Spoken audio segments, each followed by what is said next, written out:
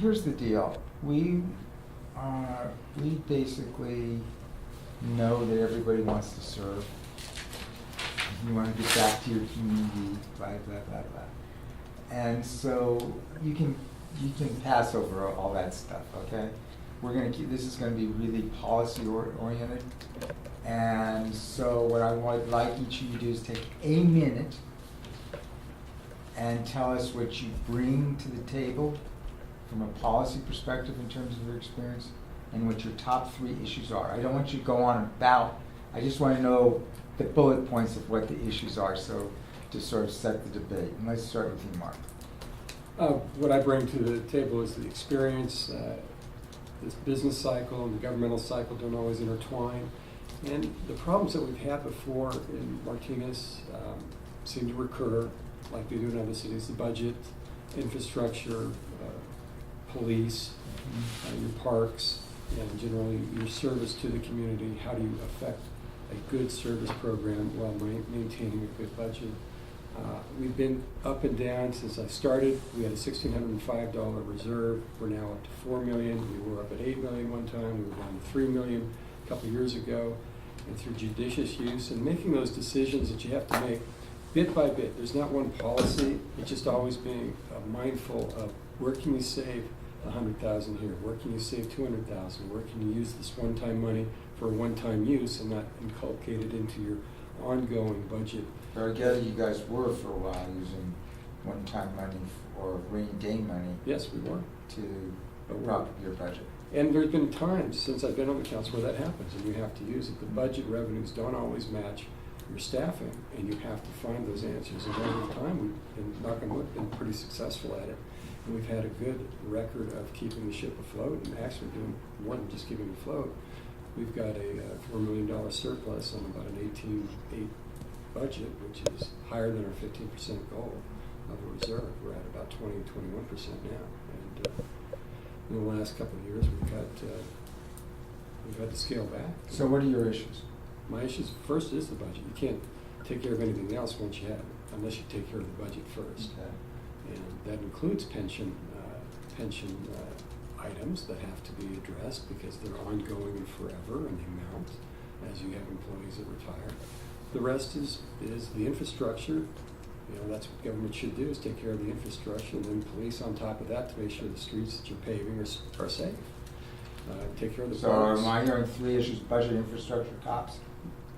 Yeah, the cops, and then subset of that would be service in general from the employees. But the cops would be the top of these service lists. Dylan? Yeah, I think I'm qualified to run for city council because I have 9 years experience serving on city commissions. Which commissions? I've chaired the Marina Commission. I've served on the Park and Rec Commission since 2003.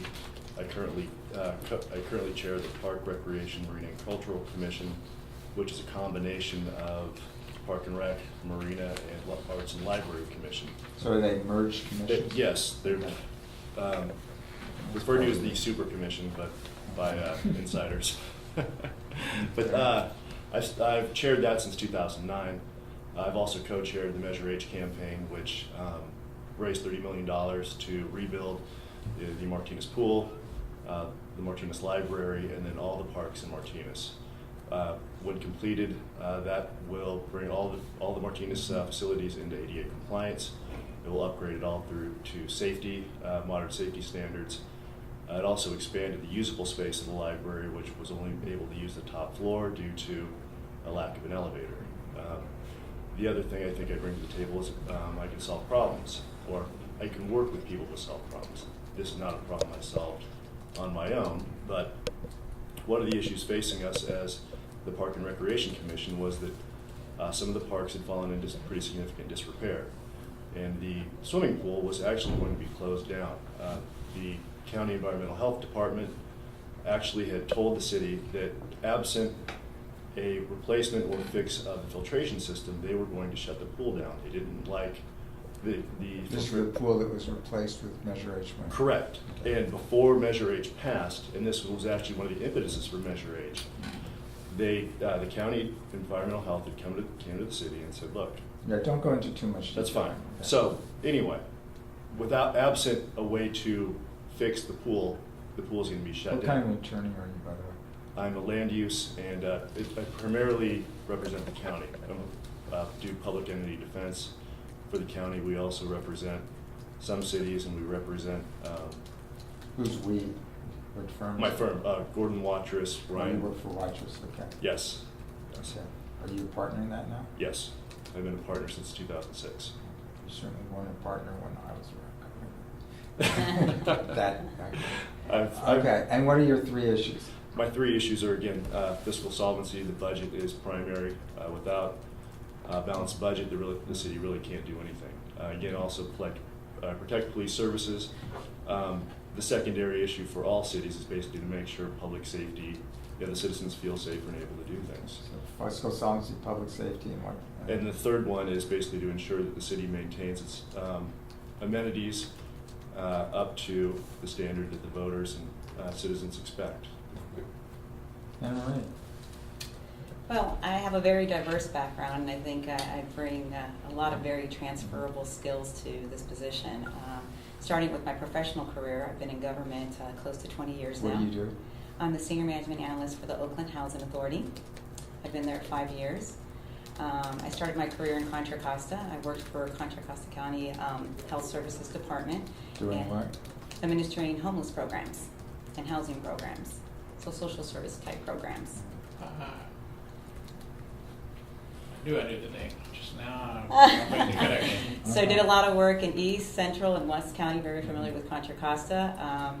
After taking a dabble here in Contra Costa with social issues and affordable housing and public health, homelessness, I had an opportunity to go to San Francisco, and I worked for the Mayor's Office of Housing. Which mayor? Willie Brown, and did 1 term, and then Gavin Newsom, and did 10 years in San Francisco. And there I got onto the finance side of affordable housing development and economic community development. I was a senior community development specialist for San Francisco, and our role was to go into different neighborhoods, the mayor's office, and finance very complicated deals that involve local, private investment, state, federal. So how does this help you with Martinez? I have a really good understanding of local government and budgets and what it takes to really materialize projects in communities, everything from economic community development to housing to private investment. And your 3 issues are? My 3 issues are public safety, making sure that our law enforcement is still intact of how public services need to operate, because that's what makes communities viable and people wanting to live there. Mhm. The city budget, making sure that we continue to stay on the path that we are of financial stability. It takes one thing in the city to occur that we don't plan for to destabilize the city budget, Mhm. and we can be victims like other cities around us that fall into bankruptcy. The third? The third is economic vitality, small business development of Martinez. That's what's going to generate revenue for the city of Martinez, and I'm a strong advocate of economic vitality tools and sustainability and feasibility of businesses sustaining themselves in our communities. Everything from entrepreneurial businesses to already established businesses. They need the city's support and infrastructure to be there. Okay. Let's start with you, Anne Marie, and it seems like every time we go through this, well, you guys all seem to talk about the budget, so let's start there. Give me your analysis of the budget and what the issues are related to the budget that we should be watching and you should be watching. Well, the city operates a $37 million budget for the city of Martinez. Mhm. 18 million of it are the general funds that are unrestricted funds that fall into 8 other major categories. But what do you see the issues are? Well, I think it's pension reform, absolutely, that we need to address because it's not sustainable or viable for the long term. How would you address it? Well, the spiking has already been addressed by the state. The city has already addressed it to some level with the tiering that they put in place, the 3% and 4%. And there needs 3% and 4%. For police officers, they're at 4%, and city staff, they're at 3% tier, a contribution. Oh, contribution. Yes. Mm-hmm. Okay. So yes. I thought you were talking. Never mind. So So you think that that's addressed? well, I mean, it's addressed now, but I think the sustainability of it long term. I mean, they've done some reform, but I think more reform is going to need to be What done. kind of reform? I think more contribution, exploring maybe 401k type activities that need to be more in government that are in private sector. Okay, so help me understand what that looks like as you see it. Exploring 401k, more contribution. Give me more specifics of what you're Well, talking about. East Bay Mud, I don't know if you're familiar with East Bay Mud. They had a really interesting program there. They're kind of not quite city or government. But here, what would you, setting aside East Bay Mud, what would you propose for here? I would see staff moving forward, contributing to their pensions and not being subsidized by the city. To what level? Probably the 9% eventually. Eventually, that would be for police. Police, city, I mean, it's whatever would be feasible for the city, breaking down the numbers. It could be to the extreme of 9%. The extreme of 9% meaning what do you mean? That would be the highest, I mean, because it all, mathematically, it has to be what the city, where the financial positioning is of the city right now and where we would take it. You can't take a city employee right now and say, okay, you went from no contribution to 9%. But with the tiering system that they did as they hire new staff, they're not accustomed to it versus staffing as people retire, you get new staffing and that allows city entities to be able to restructure programs versus when you don't have staffing changes, it's harder to take something away for someone who's been vested already with the city. So it's definitely going to be a phased process. It won't be something that you can How do would you phase it in? probably over several years. I mean, they just phased in the 3%, 4% contribution. So it had to be a phased approach. Dylan, what do you see as the city budget issues? Well, obviously the cities, most cities have taken a hit due to declining property taxes. The cities are primarily funded through property taxes, also with a combination of sales taxes. I think the ledger needs to be worked on both sides in terms of maintaining costs, but also being sure you improve or work on the economic vitality of the city, both in looking for economic development and housing development around town. I think that. Do you think the economic development and housing development is going to deal with your near future financial problems? Not necessarily the near future financial Okay. problems. Yep. That's a lot. So what you're talking about, economic and housing development, you're talking many years down the line. Yes. Shorten the horizon. Shorten the horizon. I mean, currently the budget is actually balanced. I mean, we're not flush with cash, but I think last year's budget had about a $2,000 surplus, which is better than a lot of cities have done. They didn't have to do substantial layoffs. They also addressed some of the pension reform, as Anna Marie discussed, in terms of instituting a second tier. I think that's very prudent. I think that in terms of their long-term obligations, that's actually going to reduce them. Also, the state has instituted some pension reform, mild by some estimates, but also that's going to help reduce some of curb some of the biggest abuses in terms of spiking its capped pension pay, or what they base pension pay on. And I think that also is going to help not just Martinez, but future other cities, other Well, the public cap on entities. pension pays for new employees. Yes, because best of rights for existing employees. So help me understand what you would do for pensions then.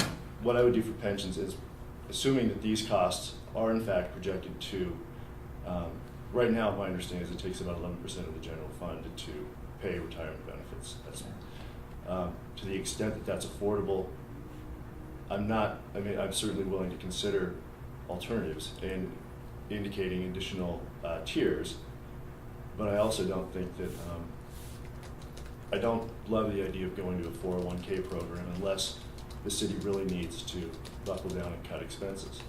And I think, given that. Okay, but there's a long ways between. First of all, 401k program would be for new employees only, right? Sure. Okay, so let's talk about and new employees and a tier for them. You don't see any changes for years to come, and we can talk about that. But help me understand what you do with current employees. current employees in terms of requiring Pension changes. Any. for current employees, Mhm. assuming that they don't have vested rights. I mean, Well, they do have vested rights, assuming they do have vested rights. I'm not sure that you can actually do much to change the current vested rights or the vested rights for current employees. Well, we would agree that unless you want to become the legal test case, you're not going to take on vested rights, but there are things that you can do to control your pension costs even within the current framework. What would you do? I mean, in terms of increasing their contribution, I mean, Okay. that's Tell me certain. about what you would do there.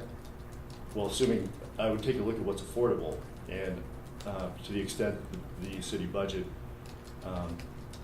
either to freeze up money from the city budget, I would certainly, I mean, I can't give you a definitive number, but again, I would also, if the situation required it, I mean, I'd be willing to go up to 100% of their contribution, but it has to be warranted. What do you mean 100% of the contribution? Well, if the city basically contributes next to nothing, while the employee contributes out of their salary, their portion of the pension.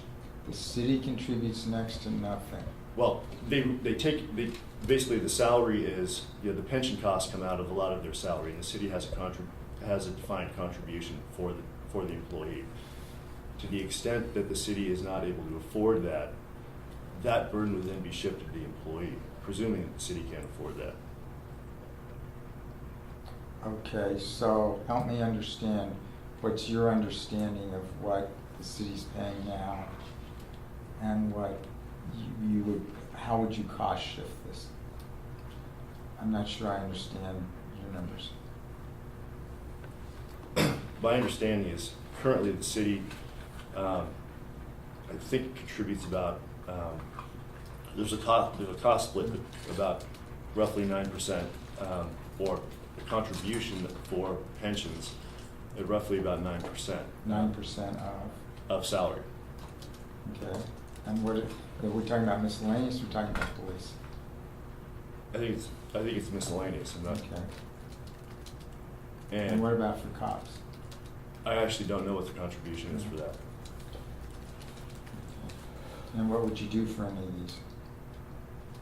To the extent that the city to the extent that the pension plans become unaffordable, certainly the city has to renegotiate the ability to pay less and require the employees to pay more. Do you think they're affordable now? I'd have to look at the long-term projections based on the current model.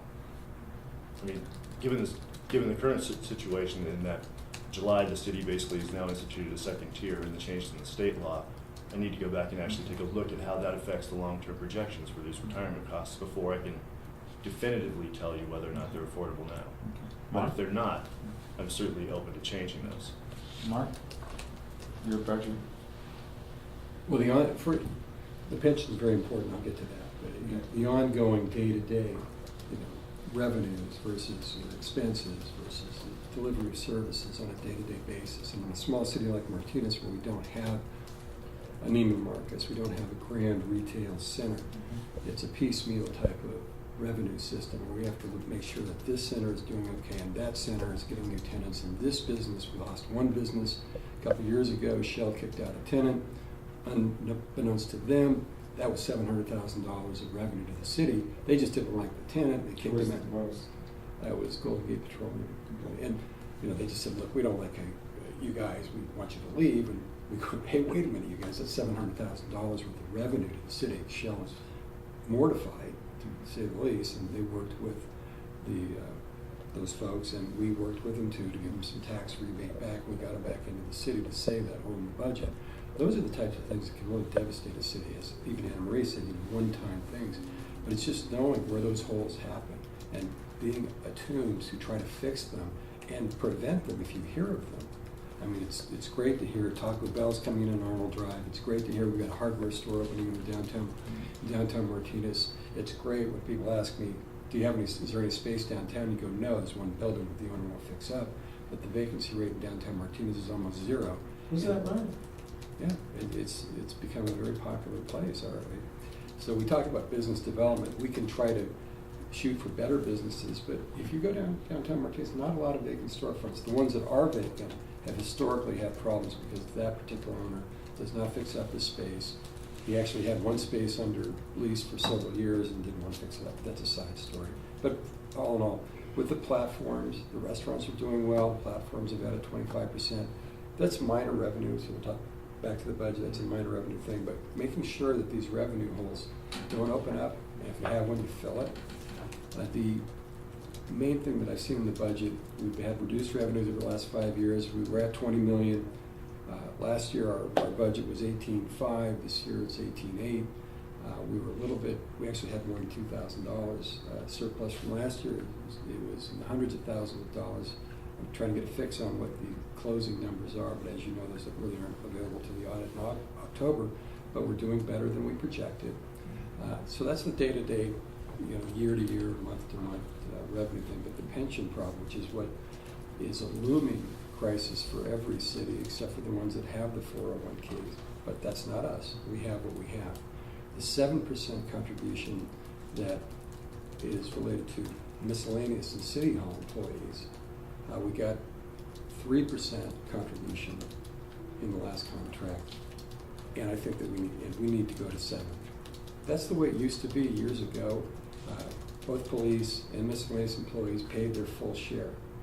Then the legislature allowed cities to change that. And on the police side, it's 9%. We got 4, but unfortunately, and this was in the heat of negotiations, it was explained to us that it was going to be 4, it was going to be paid on the employer's share, and it was not told to us exactly what those ramifications were.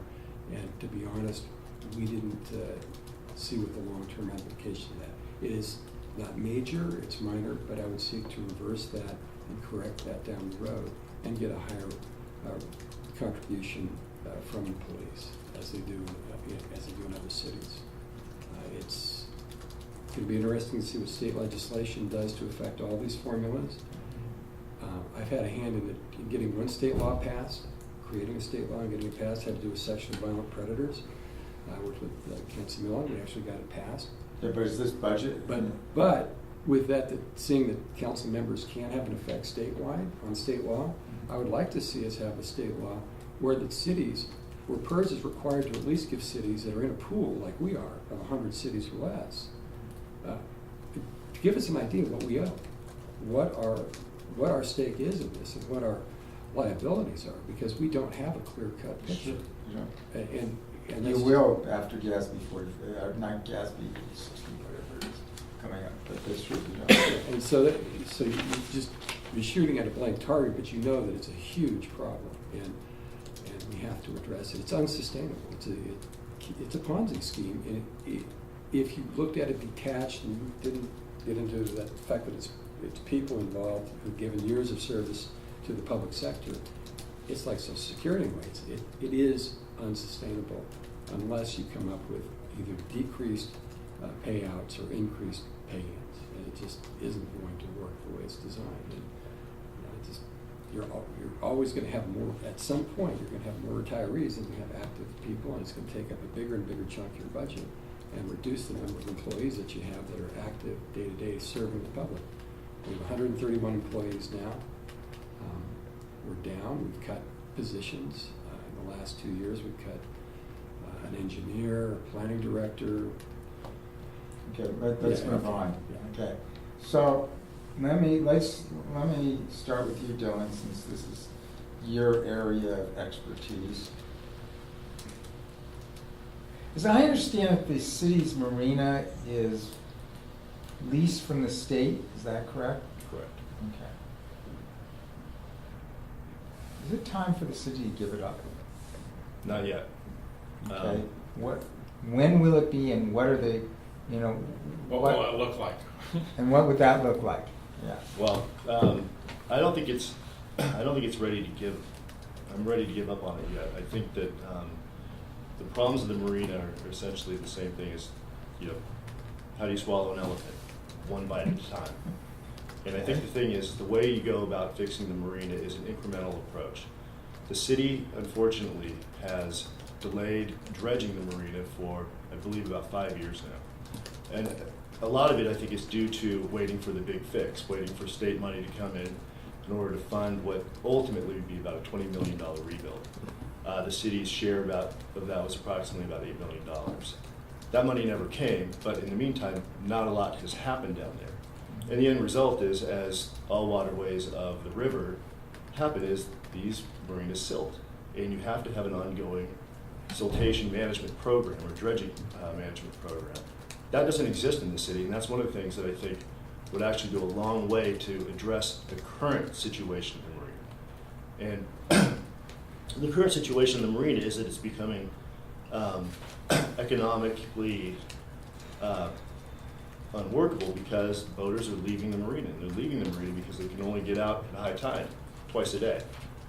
So we have about, right now, unfortunately, we have about 200 usable slips, 190 usable slips, with about 140 occupied. If we actually, and the current dredging plan will actually address some of that. But again, there's no plan to do anything after this current dredge. Okay, so let me try the question again. Let me see. Okay. Sure sounds from what you're describing to me that it may be time to throw in the towel. No, I think it could actually pencil out. Okay, economically. so paint for me how it pencils out economically. With the 500,000 current dollar. That's for the dredging. For the dredge. Yeah. We can actually get more boaters back into the marina. That increases revenue. That revenue should be used to do an incremental dredging program, which could actually expand. How much would you get back in terms of revenue if you got more boaters back in? Well, at one point, the Almar was giving a couple $100,000 to the city per year on the I'm sure. Almar, which is the marina operator. Marina operator, right? Okay. And the Craig Paulson, who is the harbor master who I've talked to about this, seems to think that that would be sufficient to do small dredges on a yearly basis in order to expand the usable space in the marina. This is not, you don't need to actually dredge the whole marina at once. You can do it incrementally and actually expand the usable space. That in itself would create more areas for boaters to Let me ask you a occupy. question. Sure. Okay, I understand the conceptual. Have you actually penciled this out or seen I names have, penciled I out? have not, and I don't think the city has either, and that's been a problem. So so this is a conceptual idea, but we have no idea whether it really pencils out. Correct. There is actually no economic plan on the table right now that's been penciled out that I'm aware of. The only thing that they're talking about now is Well, future- can I ask you a question Sure, then? absolutely. You were on the Marina Task Force and Marina Commission. Correct. You were on now on the Marina and Parks. Correct. Why haven't you guys said, we need a economic plan for the marina? Isn't that your? We actually had, and I'm sorry to interrupt. Okay, that's okay. We actually had done that prior to the Marina Commission. In fact, we actually worked on the long-term lease for the current operator, and we requested that. And there's actually was You requested that from? Almar and the city, because what they'd done is that there was an original economic plan that was contingent upon the whole rebuild of the marina. That's not going to happen anymore, but that was part of the long-term lease. So you requested an economic That plan? that was part of the long-term lease, And which this was what year? this would have been about 2005, 2006 when Almar first became the operator. But that was contingent upon the $20 million rebuild. That's not going to happen because the city never got the money from the state. And because the city's portion of this was contingent upon receiving loans from the Department of Boating and Waterways. That's So that- not gonna happen. No. We that- agree on that? Yes, that economic model is gone. And so there is no current economic model to go forward under any scenario. They've been looking at this in terms of doing upland development to fund the city's portion of the reconstruction. Okay, let me see if I understand. At a certain point, it became clear that 20 million wasn't coming. Well, the city's portion of it is 8. Right, C's portion, but the 20 million total. Yes. Okay, so it ain't happening. Well- When did it become clear to you it wasn't gonna happen? That became clear to me. I think Department of Boating and Waterways finally told the city no, maybe last year or maybe within the year. Okay, And so, go but, ahead, I'm but, sorry. but the thing is that once this became kind of a critical mass, the city through their own, the council through their own marina subcommittee had effectively taken over this issue because they actually started to negotiate with Department of Building and Waterways themselves and also state lands. So that issue has been effectively taken out of the subcommittee or the committee that I work on. Mhm. That's now in the city council's hands because they actually have the authority then to make binding decisions. I'm not upset by that, but that's the reality of it. The city is now managed directly, or the council is now managed directly, this ongoing. I guess I'm just wondering, as chair, couldn't you guys have done something that said, we need to get a budget, a long-range plan for this, please direct us, or The please. city has whatever. assured us that there is a long-range plan, and it's changed continuously. The long-range plan. Have you seen it? The last plan was actually was presented to us in July, and that was using Shell, $500,000 from Shell. Mhm, for the dredging. Yeah, WW money for dock replacement, Mhm. plus another $750,000 from another grant that they were applying for, which didn't come through, for seawall repair. And that was then going to help bring enough revenue in order to entice a third-party lender. So tell me why I shouldn't be saying that it's time to throw in the towel? Because I really, because Nothing you've said so far has convinced me otherwise. Well, because I don't think the alternative really, I don't think we're there yet.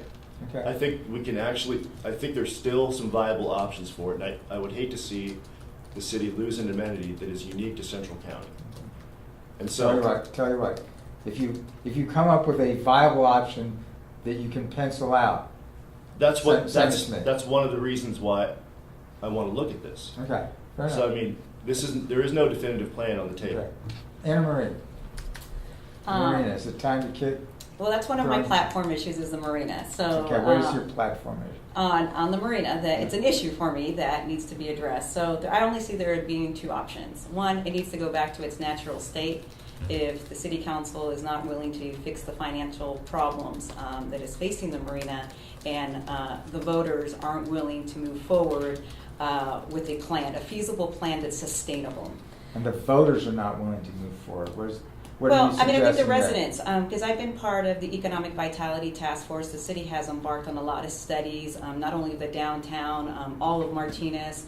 The marina has been encompassed in that, and I've sat through series Mhm. of community forums where they, a wish list of what we there? want. Okay, but so let me see. So you said it needs to go back to natural state if the council is not willing to. So first, we got to take care of the $4.5 million that is currently hindering the feasibility of this marina. So You're talking about the state loans? Yes. So the state loans, we owe 4.5 that we Yes. were encumbered in the early 60s. Right. We- Okay. So what do you want when you say take care of? What do you mean? Well, we can't pay. We can't sustain it. We owe $2 million in interest alone. So they need to restructure and we modify. First, they have to negotiate with the state. What can you do for the city of Martinez before we default on these loans? And they basically said they're not interested, right? Well, The they have, states- to my understanding, they haven't said that yet. So there are negotiations at this Okay. juncture. So I don't know, but I don't know what level. I'm not part of those discussions, obviously. But I would think it would need to involve a lot of political forces because the state's not going to say, "Okay, Martinez, we forgive your obligation of $4.5 million. Our bad that we financed something that didn't pencil out 60 years ago or 40 years ago." So we really need to address the $4.5 million. Once the state, let's just pretend that they say, all right, we'll waive the $2 million in interest. Now you're still dealing with the $2.5 million. Why would they say waive the 2 I don't million? know. Okay. It's economic times. It's the federal government, the state government. I don't think they'll do that. I'm just saying what are possible things that could happen. That's what a negotiation's for.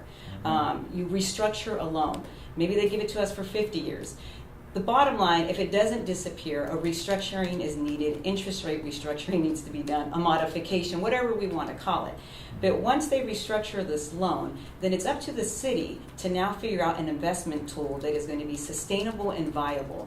And so we need to finish our general plan and then turn around and do our specific plan, a marina-specific plan. And what I envision is we have the Measure 8 funds that we, got through the voters. The marina can use a portion of Measure 8 funds to do a section of the marina. Yeah, hasn't it been this is the Park District money? Yes. Hasn't the Park District already said no go? I'm not sure if they have said no go yet. I don't think Yes, so. yeah. What are you guys Yes. saying? There's two different pots we're talking about. Measure H was the park bond measure. Okay. Measure W is for the East Bay, WW is the East Bay Regional Park District Okay. pool. The Measure H funds had a defined set of H funds were from, voter tax measure in 2008. That was the pool hold on, parks. just one, yeah, Yeah, it was a tax measure in 2008, parcel tax measure in 2008. okay, parcel tax, But it did not. put on put by, on the city of Martinez. okay, I'm sorry, okay. And it passed. And Did not so include- the issue is you want to use that parcel tax money There, to. we might need to, if we're, so this is what I'm seeing. Wait a minute, but was that parcel tax designated for this? It's a park. Okay, so wasn't there a list of projects as I recall? Okay, so this would be changing what was put before the voters then? We might need to. Okay. What I envision is there needs to be a financial vehicle, and the marina is a park. Not So, only- but we agree WW funds are not in the park. Exactly, So what you're saying is you might need to change the Measure H funds possibly. to redirect some of To that money. realign how we can generate revenue for the marina, And build this was out the marina. bond money? Yes, Okay. Have the bonds already been floated? Those two. yes. Okay. 15 million, I think, have been. No, Uh-huh. they've sold all but 25, or all but 5, I believe. Okay, so if you've sold all the bonds, well, I'm trying to, okay. Well, let me just say what, Okay. a bit, I mean, I'm not in the city, I don't, I Okay. haven't broken down the budget, but if we decide as a city, we restructure these loans, we don't want it to go back to its natural state, then we need to come up with a plan. And we've shelved so many plans, I'm sure we can recycle many of them without having to encumber more consultant costs. But what I envision is, preserving a section of the park that, is still our wetlands, investing in building out the park section, which is the bocce, the play structures that are there, bringing a revenue-driven business to the marina. And it could be something like we can generate a hotel. A hotel tax credit are wonderful revenues for city, and possibly a restaurant. So in order to achieve that viability, I mean, we're kidding ourselves if we don't think those tools brought to the marina are necessary, because there's no way that the 4.5 million or any other project can be financed. It's not feasible, and there's no money out there for it. On top of that, the state or any other entity is not going to lend to you knowing that you've already defaulted on 4.5 million.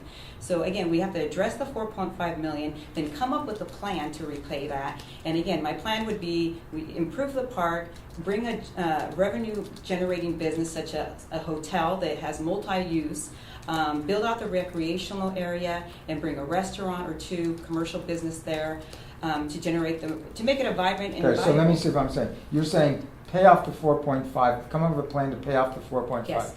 Build out the recreational area, by recreational area, I gather what you're mainly saying is the land area, Yes. not in the water, right? Exactly. Okay, and then you're saying come up with a hotel slash Some business that's going to generate revenue, come tax up revenue for you. with a tax generating development. Yes. And then are you saying then try to save the marina, or are you Well, saying forget the marina? No, that will save the marina How will it because save the marina? because you're investing in the marina, and if you build out the marina, it's going to create the investment money that you need to build out the infrastructure, and that's Where I haven't heard where, I heard build out the recreational area. That has nothing to do with the marina.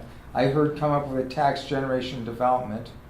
Does that have something to do with the marina? well, yeah, that would. I mean, if you have a marina specific plan, and that So you would fund the marina development off of the revenue, the yes, revenue and use that revenue. to fix our docks, the dredging, sustain, it's a whole master plan of the marina that needs to pay for itself and pay Okay. for the loans we And- encumber. And do you have a time horizon on how this all comes together? Well, it's all really going to be predicated on who's going to want to invest in downtown Martinez, and what bank is going to step forward and do its economic community development in our community, and what Well, this partnerships. isn't downtown, this is over on the marina, right?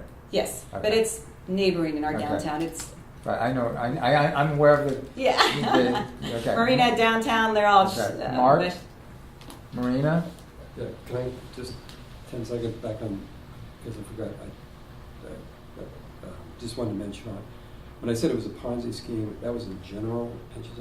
Martinez is actually we actually are sitting better than most. We've paid off our OPEB. We have $4.1 million in the account.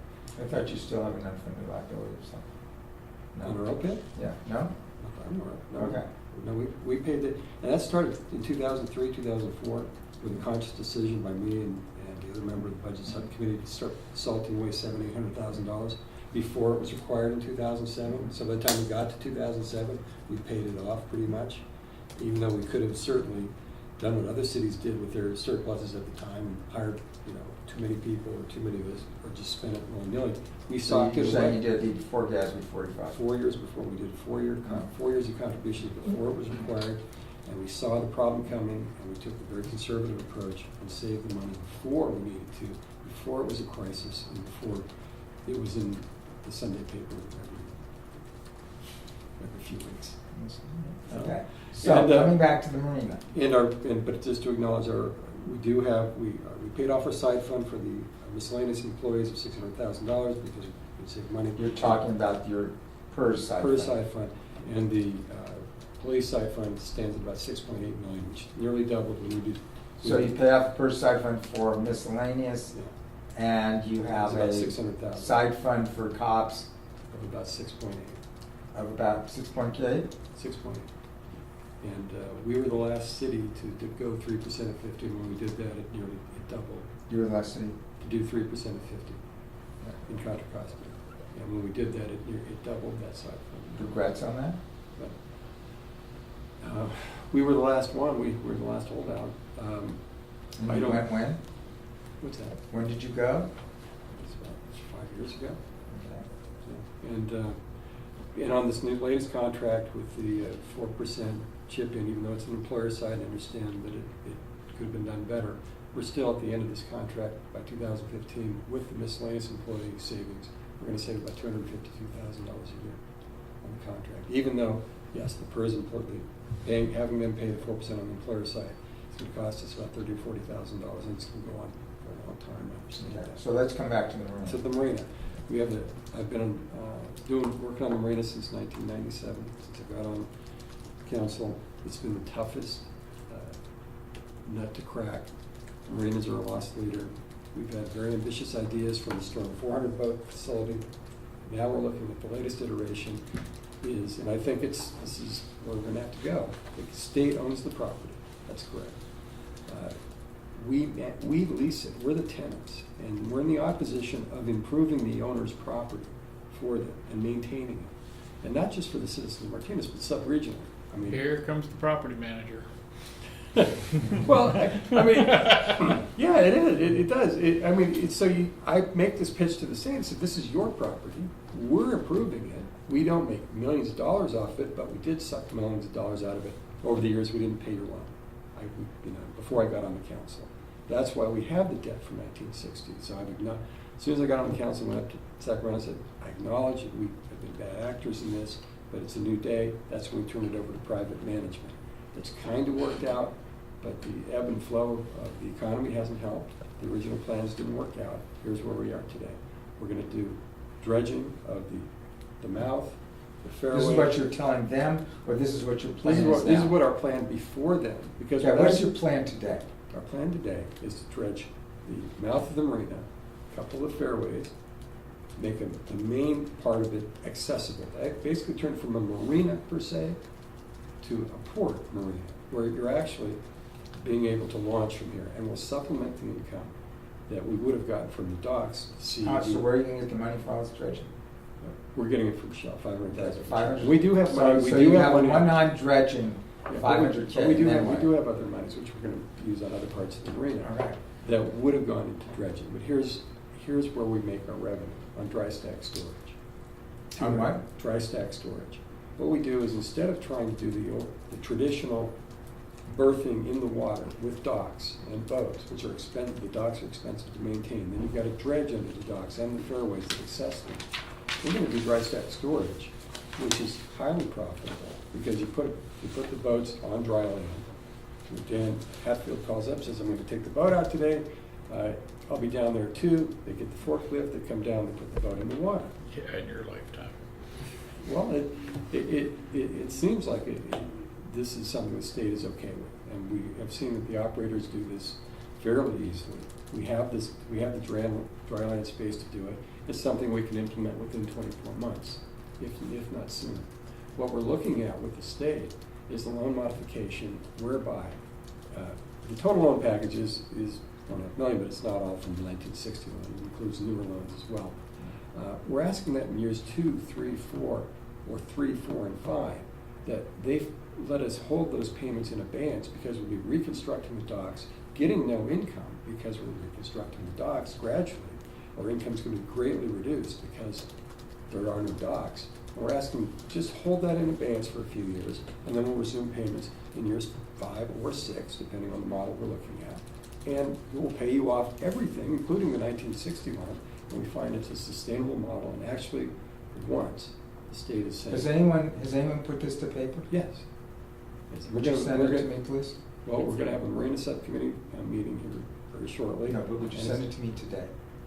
I guess I could. I don't know if the staff report's ready. Well, I'd like to see where this... Well, this is what we've submitted to DEVA. So For what? This is what we've submitted to DEVA, so I'm sure it's in full form somewhere. Okay, so Okay, I'll I'd see like if to, I can get it to just like to, rather than going through all the little details now. I don't know if Mitch was our contract person there, and because he's contract, I don't know that he may be there today necessarily. Yeah, well, maybe somebody. I'll get it to you as soon as possible. And but we've submitted this to DBOD, they're looking favorably upon it because it has sustainability to it, it's reduced scope, we don't have to do it, it's not as ambitious. And so finally, Sarah at Department of Running Waterways is finally going, okay, this is what we're more in tune with, and this is kind of the direction we wish you would have gone. Instead of going the Cadillac route, we're going the Hyundai route. But we're still maintaining access to not only Martinez residents, but the region to the water. So you don't have to go to Oakland or pay $10 access fee across the bridge to go to Benicia. And So let me ask you, okay, let me ask you two. This guy's been around a long time. There's one seat of an incumbent who's leaving. Are you, and let's start with you, Anna Marie, are you arguing, do you have a problem with the way the council up to date has been functioning? I wouldn't say I have a problem with them, how they're functioning. I mean, I'm not sitting there, I'm not behind closed door sessions. I mean, are you running against the status quo, or are you just looking at that open seat? I think I'm, let's see.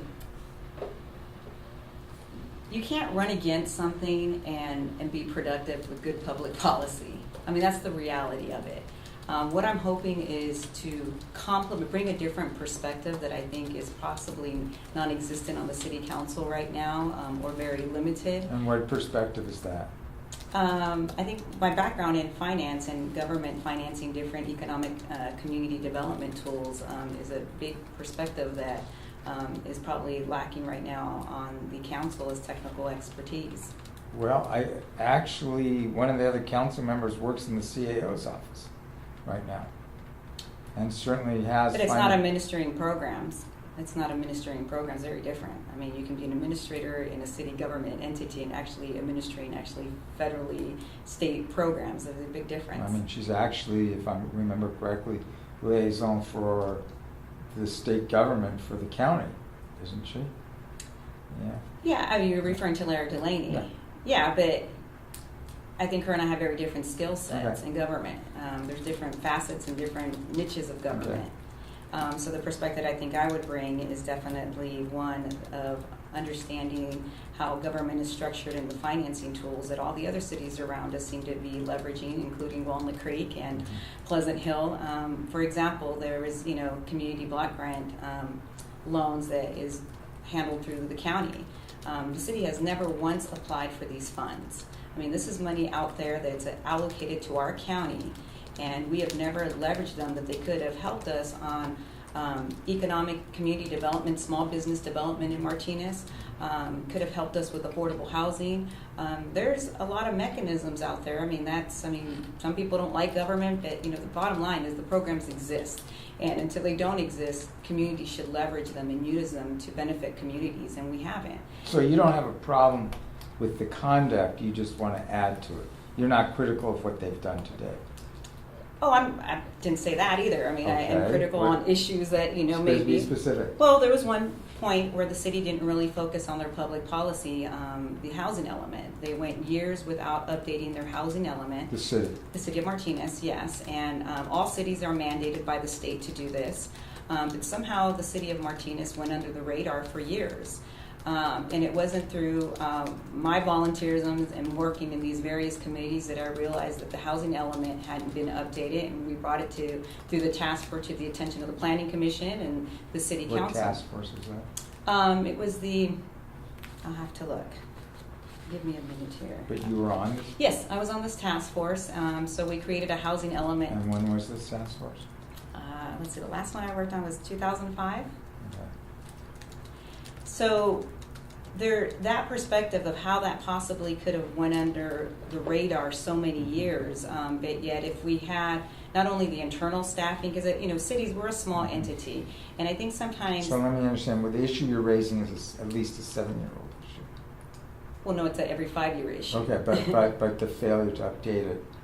Right. It goes back to your time on the task force. Exactly. Pre-2005. Okay. Exactly. Okay. So bringing awareness to that public policy document that's very important in running the city and planning, the future and the built out was neglected. And I took a vital role in advocating that the city not only update their, housing element, but also want to actually perform to the goals, because historically when we did do it, we never met any of the goals. We just submitted it to the state, and we never had any intent of fulfilling any of the 10 or 20 or 30 goals on there. And I was really pleased to see that the city was very receptive. I'm not saying they did it intentionally, or I think it's just when that expertise is missing, in my background in housing and economic community development brought awareness to that issue. And then the city now has, been updating their housing element on time, and as a task force through the process. I think we just still need to do a lot more work on trying to figure out how to create viable activities that we can actually materialize. And again, I would say our last 2 housing elements have been a huge improvement compared to the ones we've done in the past that were always late, and then we never fulfilled any of the goals. So I think that was huge progress, and I think it's an example of things that I've been exposed to through my professional career that I can bring in the land use and economic community development realm that have otherwise been neglected. Don't? I'm not per se running against the council. I think that the council has made some very difficult decisions during some very tough economic times. To the extent that they balanced the budget and kept it in doing better than some of the other neighboring cities, I find that very admirable. It's been tough, but city staff has been cut. So I don't have issue with that. I'm running, though, because I do have some disagreements with the council in terms of development. I don't. Specifically? Yeah, specifically, I don't like the approval of the construction on the Amber Hills. I don't like the proposed building on the hills, on the ridge lines, and that's one of the things that I've got a fundamental disagreement with the council about. They've approved it, I would not have. I also think that there are some infill projects. You don't like it because it's got some ridgeline development there. It's primarily ridgeline development. It's got issues with endangered species. It's got issues with old growth trees up on top of the ridge.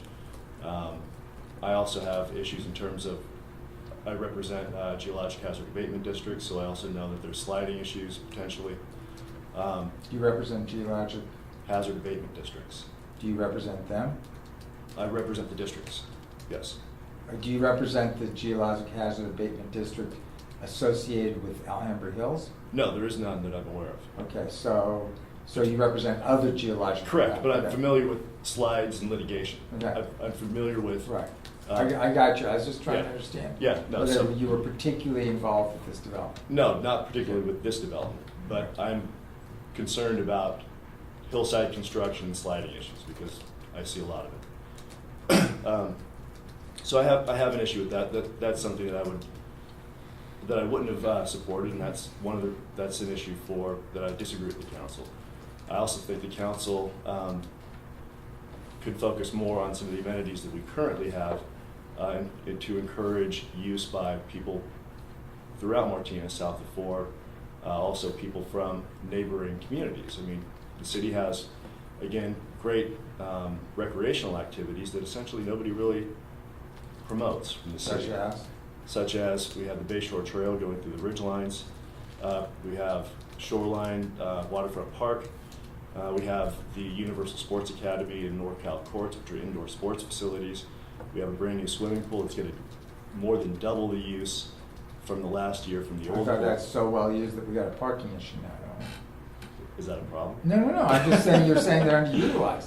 Well, Yeah, no, and the thing I'm is trying to understand. that even when I'm walking precincts, I talk to people who live out in Virginia Hills, and they had no idea I see. that there is a brand new pool available. And I think that's really a deficiency in the city, that the city isn't letting the taxpayers know, people who are paying into City Hall, that we've got these great amenities around town. And my focus would be something different. I think recreation, in fact, can be an economic driver for the city, and I don't think the city's really focused enough on that. And that's one of the things that's one of the reasons why I'm running. The other reason why I'm really running is because as part of the Measure H project, and I hate to talk about all Measure H all the time, but we made promises to the taxpayers that the city would maintain these facilities once they were built. And time and again I'd hear from people, look, the city won't be able to maintain these things, and so we had to represent, based on what the council's representations to us were, that they would maintain them to a standard that the voters would be pleased with. I represented that to people. I'm running now to make sure that that promise is kept. I take it then that you don't agree with Anna Marie about using Measure H money for the marina? No, Why not? First of all, it's not within the list of items that we could use it for. Plus, when we promised voters the specific projects that we would build, we had a list of projects, we had an itemization of what the costs were for the projects. Those are the projects we're going to do for Measure H, and I would not support use for anything other than those projects. And if those projects, at the end of the day, we built in about a $5 million contingency fund because it's about a 10-year construction horizon. But at the end of the day, if money is left over after those projects are complete, my position is that money should go back to pay off the bonds earlier, because those are the projects that people approved. That was the promise we made to people.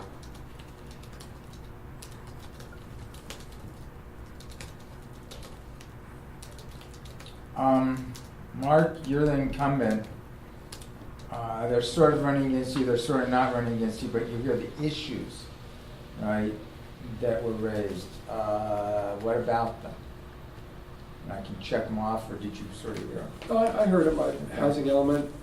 You know, it's important in an esoteric sense. I guess I don't mean to minimize what you do for a living or your expertise that you would bring potentially to the council. It's just on the list of priorities. It just hasn't been there for Martinez. We're almost all built out. So it's just, it has some, were it not required by state law, it would be required by actuality and reality in Martinez. You're saying you don't need a housing element, or what are you saying? It's not bad to have it, but in terms of spending money on hundreds of thousands of dollars on money on consultants, I mean, I've been a heretic in saying about general plans and specific plans that cost $500,000 and $1 million. You know, really? They sit on the shelf for 20 years, and whenever some developer comes to the fore with a project, it's never per the book that's on the shelf. They always want a variance. They want to locate the store here, not there. That was, you know, contemplated, you know, at 10 o'clock at a city council meeting 15 years ago, you know, on the map. So you would not have spent hundreds of thousands of dollars on the housing element? Not if we didn't have to. I think that we could find a way to satisfy that need. That the state has its requirement, just like arena numbers from ABAG. You know, you can talk to other incumbent city council members to put in the face about that. That, you know, we have to provide thousands of units. ABAG says you've got to provide thousands of units of housing. Cities are just looking at them like, really? Are you kidding me? You know, thousands of units of affordable housing is not something that San Ramon's going to put in, or these other cities are going to put in, and they're just state dictates from central government. Well, Pleasanton just got sued over this issue. Right, and that's what it creates. It just begets, it's money you spend on the plan, Yeah, but- it gets challenged. The houses, the market will determine where the houses, when, and what's going to be. You don't think there's any responsibility to? There is a responsibility on cities at the margins to provide affordable housing. But do you need to spend, in a static time, in a economic downturn time, do you have to spend hundreds of thousands of dollars on these plans that just actually are there to satisfy a state dictum? I just, Okay. you I wanna hold just- that in advance, but. You want to address some of these other issues? Yeah, I voted against the Alhambra Highlands project. We are, and it was Because? well, it's just a lame project, and it's not in conformity with today's standards aesthetically. You don't build on ridge lines anymore. This project, council, my colleagues on the council understand the legal ramifications of going against the developer, taking away his entitlement that he Well, what has. about, if they understand it, did he have an entitlement? Yes. Boy, yes, he does. He Pretty had. sure. He did. Well, you can. It's been on the books for 20 years. Read the Avco case. We would be in litigation, definitely. Okay, so let me understand, but you still voted against it? I still vote against it. Because- I think it's lame. Yes, I think that we do have. I won't. I mean, you're I won't- arguing both, you're trying to have it both ways. No, I'm Okay. not. I'm just saying, telling my colleagues vote on it because they saw some legal ramifications. Mhm. I voted against it because I see the legal quagmire that it's going to cause eventually, and it's just a lame project. It can Your make colleagues, drainage- your colleagues voted against it because of the legal ramifications. What are your legal ramifications for voting, or voted for it? And what are your legal ramifications for voting against it then? Oh, it's just a lame project, from the drainage cisterns to the semi-custom pads, to the cutting down of hundreds of trees, to the entranceway which goes, snakes up a So hill. you're saying you could have, within those vested rights, if you would, have voted, you could have required them to fix it without getting sued? Well, they meet all the requirements technically that they had to have. Now, the problem with this project, it was approved 20 years ago, almost 20 years ago, and they have, through Governor Wilson's extension of the Subdivision Map Act in the mid-90s, they were able to extend the map, and we've been legally trying to see our way out of it, but I just voted against it because I think it's a lame project. It doesn't fit the aesthetics of Martinez nowadays, and if we have to fight it, I would fight it legally. I would spend the money to fight it. Right now, we got, at my suggestion, we did get a tolling of the development agreement by the developer while we try to raise money to convert it into open space. We're making some headway on it. It's a tall task. You guys probably going to want more than we're ever going to be able to raise. I do have some. Have you raised any money? We've identified some money, but it's not nearly enough. Okay. And So I'm just really confused here, Mark. I'm sorry. You're saying on the one hand that turning it down would have had legal ramifications, but you're saying on the other hand you voted against it because it was a lame project. It was a lame- Lame project doesn't get you out of the legal ramifications. Well- So it seems like you're trying to have it both ways. I'm not trying to have it both ways. I voted against it, and we'll take the legal ramifications if we have to. And I voted against it because it's a lame project. There's nothing inherently good about this project from any sense. And it has a whole raft of problems that Dylan alluded to, just the infrastructure problems. And I'm not so sure that they'll even be able to sell the money that they've invested in this project is so immense, so far, that they will have to price these homes so high that even in my profession, I said, well, I don't see how they recoup their investment. So I think that's when I asked for a tolling of the development agreement to see. He was amenable to it, the developer was amenable to it, because he probably has the same question too. I don't know if we can pencil this out, even if we do go with that, because of the immense grading costs. It doesn't pencil out from my professional opinion and from a realistic opinion from aesthetics as a city government, as a city council member. So, and do you agree with Dylan or Anna Marie on Measure H for the marina? No, you have to hold to what you put for the taxpayers. And I too would refund any overages to retire the debt on the bonds quicker and that's just, it's simple, and you have to be mindful of that. Folks, thank you. Thank you. We Can I- appreciate it. What? There are other problems, Oh, I'm sure there are many other problems. You've just But done with wouldn't you us. like to go home someday? What else you guys have going on today? I can tell Hang you. out. But one thing I would focus on is that's very, is the courts are collapsing are coming back from Walnut to Martinez. Yeah. That's 300 or 400 cars a day. 340 people, maybe 200, 300 cars per day suddenly in downtown. All of them buying lunch in your town, so Well, they might be, but I think there you that go. But the problem, there's just a logistic, physical problem with placing that many vehicles, and it's coming in it's coming in since 90, 120 days. Yeah. And it's just gonna show up one day, one Monday, it's gonna happen. What's gonna happen? We're gonna have hundreds of cars driving around, you'll have a news story, because it's gonna be an immense, and that's what I'm trying to head off. And I think it's probably for the downtown, it's the most pressing, immediate issue. And what's the solution? Well, we're gonna have to, I've already got to call into the courts and sit down and talk to them, say, how are we gonna stagger this? What's gonna happen? How many, get a fix on how many people are coming, are you bringing here? What courts, what divisions are you bringing here? What courts are you bringing here? What is going to be the effect of all, because there's a disconnect. As good as we've tried, there's a disconnect between the county, the court system, and the city that has not, that's just been there because everything's fine. Hey, you're bringing in more people, that's just great. But there's also a downside to it, where the existing merchants are gonna get upset that their customers don't come for lunch. It's gonna be a mess. And I think that this is an issue that we need to, that I'm proactively starting to address, but I think it's something the city and my council candidate competitors here will have to start talking about, because it's going to be a flood of cars on a weekly basis that is going to impact the downtown. And hopefully, with ancillary positive lunchtime crowd, but a problem. Just do away with juries.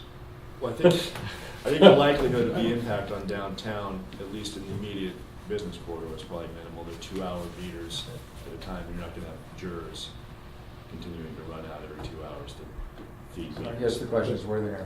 But where they're going to end up parking is they're going to end up parking, taking up the 10-hour lots.